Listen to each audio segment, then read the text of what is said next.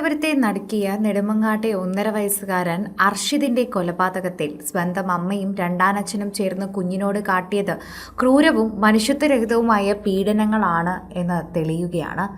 കേസിൽ നിലവിൽ പോലീസ് കസ്റ്റഡിയിലുള്ള അമ്മ അഖില, പങ്കാളി അഷ്കർ എന്നിവർ ഒരുമിച്ചെത്തി ചോദ്യം ചെയ്തപ്പോൾ മാസങ്ങളോളം ആ പിഞ്ചു കുഞ്ഞ് അനുഭവിച്ച നരകയാതനകളുടെ ഞെട്ടിക്കുന്ന വിവരങ്ങൾ പുറത്തുവന്നു.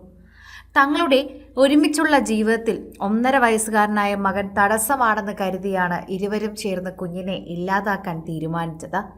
പ്രതികൾ പോലീസിനോട് സമ്മതിക്കുകയും ചെയ്തു. മരിക്കുന്നതിന് മുൻപുള്ള 4 മാസക്കാലത്തോളം കുഞ്ഞിന് നേരെ നിരന്തരമായ മർദ്ദനങ്ങളാണ് ഉണ്ടായിട്ടുള്ളത്.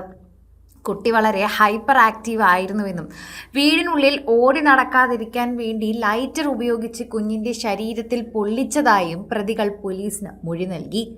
ക്രൂരമായ ഗാർഹിക പീഡനങ്ങൾ, അതുപോലെ ശാരീരിക പീഡനങ്ങൾ കാട്ടി കുഞ്ഞിനെ അതീവ ക്ഷീണിതനാക്കി. ഇതിനിടയിൽ സൈക്കിളിൽ നിന്ന് വീണ് കുഞ്ഞിൻ്റെ 2 കൈകളും ഒടിഞ്ഞിരുന്നു. കൈകളിൽ ശക്തമായ നീരും വേദനയും വന്ന് കുഞ്ഞ് നിരന്തരം കരഞ്ഞിട്ടും 12 ദിവസത്തോളം കുട്ടിയെ ആശുപത്രിയിൽ കൊണ്ടുപോകാനോ ചികിത്സ നൽകാനോ ഇവർ തയ്യാറായില്ല. മർദ്ദനമേറ്റ അവശനായ കുഞ്ഞുമായി ഇവർ മധുരയിൽ പോവുകയും ചെയ്തു. യാത്ര കഴിഞ്ഞ് തിരിച്ചെത്തിയപ്പോൾ കുട്ടിക്ക് കടുത്ത പനി ബാധിച്ച് കുഴഞ്ഞു വീണും മരുന്നോ പരിചരണമോ നൽകാൻ ഈ അമ്മയും രണ്ടാനച്ഛനും കൂട്ടാക്കിയില്ല.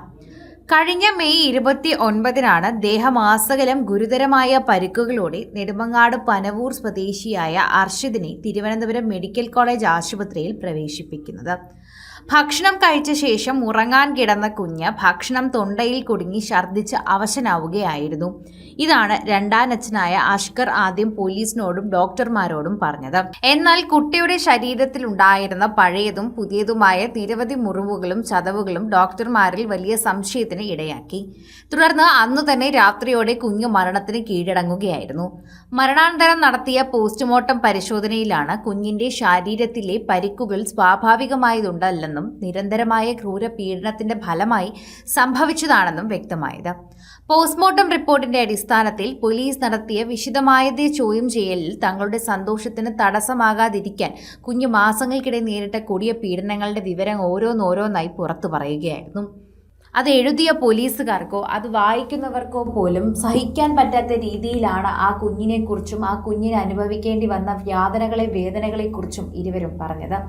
അതോടെ തന്നെ എല്ലാവരും ഈ ഒരു വിഷയം വളരെയധികം കൃത്യമായി തന്നെ നിരീക്ഷിക്കാൻ തുടങ്ങിയിരിക്കുകയാണ് എന്നുകൂടി നമുക്ക് പറയാൻ സാധിക്കും. സോഷ്യൽ മീഡിയയിൽ തന്നെ എല്ലാവരും ഈ ഒരു വാർത്തയെപ്പറ്റി സംസാരിക്കുന്നതും അങ്ങനെ തന്നെയാണ്. ആ കുഞ്ഞിനെയും ആ കുഞ്ഞിൻ്റെ അച്ഛനെയും അമ്മയും തന്നെയാണ് പറയുന്നത്. അതിൻ്റെ അച്ഛൻ ആദ്യമേ ആത്മഹത്യ ചെയ്തിരുന്നു. അതുകൊണ്ട് തന്നെ ഇപ്പോൾ രണ്ടാനച്ഛനായിരുന്നു കൂടെ ഉണ്ടായിരുന്നത്. ഇയാൾക്കും അഖിലേക്കും ഒരുമിച്ച് നിൽക്കാനും അതുപോലെ സന്തോഷമായി താമസിക്കാനും ജീവിക്കാനും ഈ കുഞ്ഞൊരു തടസ്സമാണ് എന്നതുകൊണ്ട് മാത്രമാണ് ആ കുഞ്ഞിനെ ഇത്തരത്തിൽ പീഡിപ്പിക്കേണ്ട ഗതി വന്നത് എന്നതുകൂടി പറയുന്നുണ്ട്.